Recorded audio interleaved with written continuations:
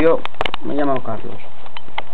No os vais a ver nada, pero os voy a contar una forma de ligar. La forma de ligar. Si te gusta alguien, imagínate que estás en el cine y te gusta alguien. Vas, te sientas a su lado y empiezas a hablar, pero que se nota que no quieres rollo. Así la acompañas hasta su casa, le dices, ¿quiere venir? Y le dices que la acompañes a casa.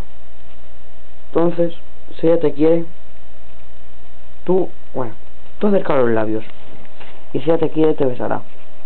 Si no, te meterá una hostia. O sea, que meteos y hablar conmigo. Si queréis mi Messenger para que os ayude, poned un mensaje y os agregaré. Adiós. Me llamo